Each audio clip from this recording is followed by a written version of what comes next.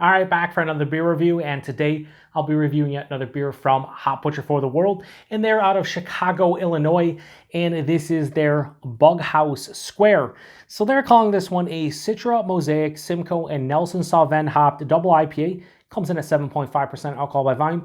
No IBUs listed. Time of review. This can is just over 2 weeks old. I want to give a huge thanks, shout out once again to Hop Butcher for hooking me up with this one. So big thanks to them.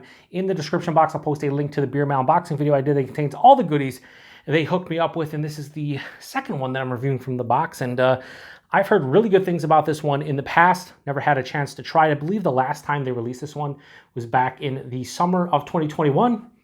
And I was laid up.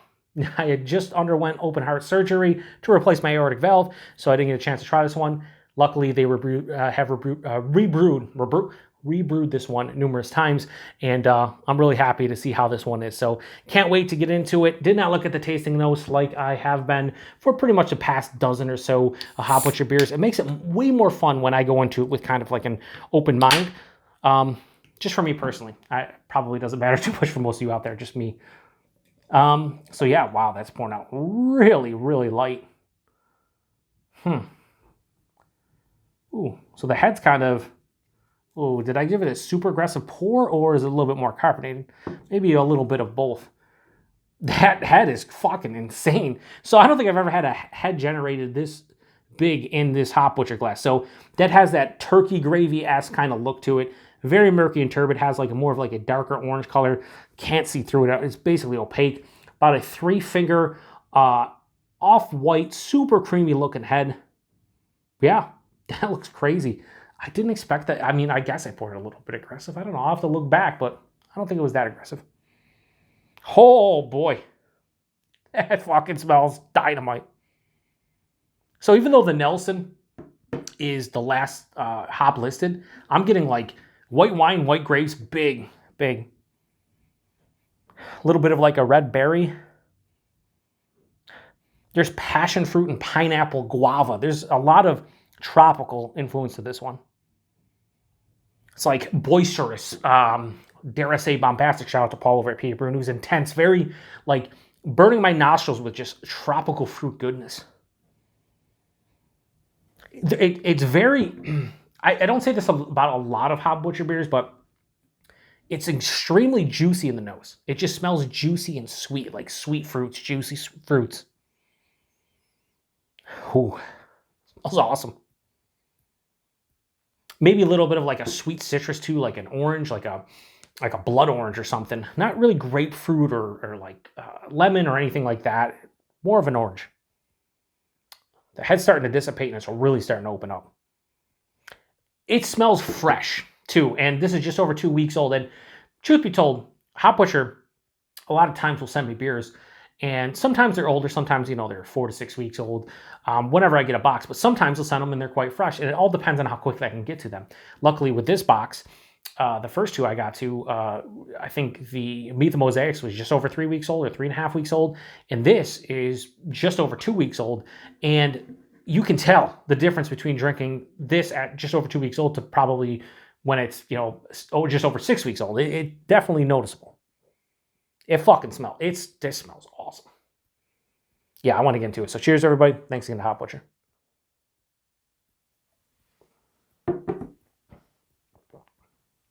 Yep. What am I doing? I don't fucking know. Just, yep.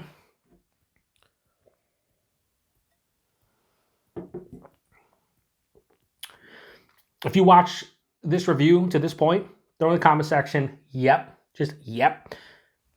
Yeah. It's really good. Really fucking good. Delicious. Body and mouthfeel. Body's higher side of medium body. Almost approaching low full. This is one of their bigger 7.5% double IPAs, where the body would indicate to me it's even bigger than 7.5%. The mouthfeel, soft, smooth, creamy, delectable. Fucking just awesome on the palate.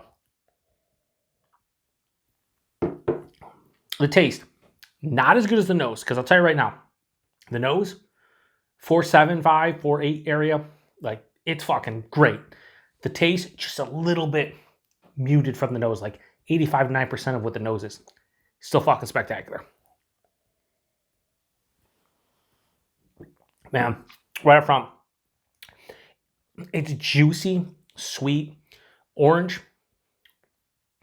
There's like a juicy grape, a white grape. What else we got?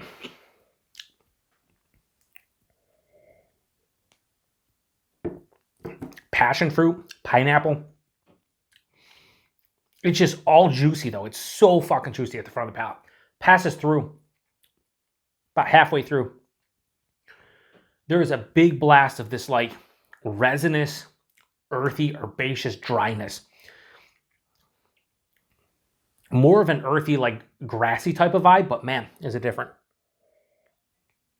Slightly dank.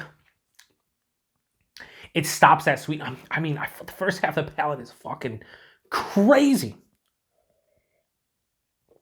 Let me pour the rest of this in.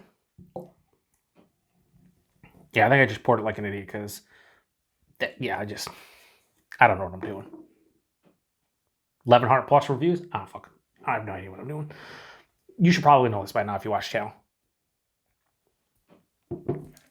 It's just so juicy. Like, I cannot state that word enough. It is juicy. Juicy. I don't say, a lot of people, when it comes to New England style and hazies and stuff, they say juicy a lot. I don't. A lot of times I'll just say sweeter, candied, this, that. Juicy is something in my vocabulary that I just don't use a lot because a lot of times it isn't juicy. This is juiciness personified. Like, that's what this beer is. And it's juicy. Like, you took a white grape and you just have like a bowl of them and you pop it in your mouth, pop a grape in your mouth and bite down, and that explosion of the juiciness from the grape. That's what I'm getting in here. Same thing with like, cutting up an orange and just going to town. It has that insane juiciness. Orange, white grape, a juicy pineapple. I'd say those three fruits mostly, a little bit of passion fruit, but it's the first half of the palate so fucking good.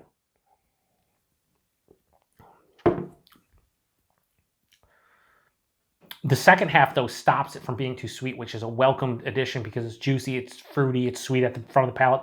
But it has this really nice, like, semi-dry finish, mild to moderate bitterness, earthy, dank. It's really nice. 7.5%, you can't tell. Voodoo when it comes to most of these Hop Butcher 7.5% beers that don't drink like it. This is probably the best box I've had from them as far as like the first two beers go. Meet the Mosaics, I gave a 4.5 or maybe a 4.6, something really high for a single IPA at 6.5%. I love that beer. This beer's better. And most of their 7.5% double IPAs are. This is absolutely phenomenal. I was going to go high 4.5, but I got to go higher. I have to. So Bughouse Square from Hop Butcher. We'll get to tasting notes in a second. Low 4.75 out of 5 and go 4.7 out of 5. To me, this is Hop Butcher. This is Hop Butcher. I'm so happy I got a chance to try this one. Thank you very much to Hop Butcher for this. They sent me an extra can. It might be one of the first extra cans that I get that I might just drink. And you guys know, if you've been following the channel with my open heart and everything, I mentioned earlier in the review, like there's not a lot of drinking beers I have. Most of the beers I typically drink 1, maybe 2 beers a day, assuming the ABV of the first one isn't crazy.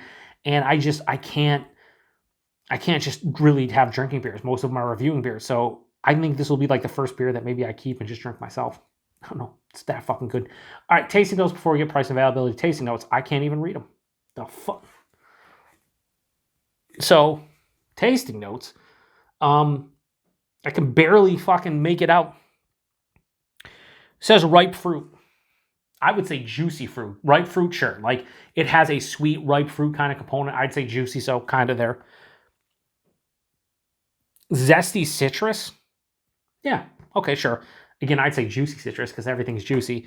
And then last is, this is the hardest fucking tasting notes I've ever had to read. It's like white font on like a orange, almost tan kind of background. Intense tropical. So I did say intense at some point. Did I say intense tropical? I don't remember. So I'd say they're like, intense tropical, I'd totally agree with. Ripe fruit, I'd say juicy. Zesty citrus, I'd say juicy. But yeah, they're pretty good with those. Not exactly to what I was tasting, but man, the font's terrible. Love the artwork as usual. Not much more to say about this one. Price point, availability. I don't know if it's changed or anything, but as far as I know, beers like this in the Chicagoland area are $14.99 or $15.99 a 4-pack. So you're talking about, $3.75 to $4 a can all day, every day for a beer like this. 7 out of 5, fucking pay $20 easily a 4-pack. So the fact that they're that cheap in the Chicagoland, sure. If you see this one, online at like Craft Shack, or you get it locally, probably be more in like the $5 to $6 a can range, which you kind of expect, which brings me to availability. Hop Butcher's typically Chicagoland, but they've been getting drops all over the U.S. at this point, it seems.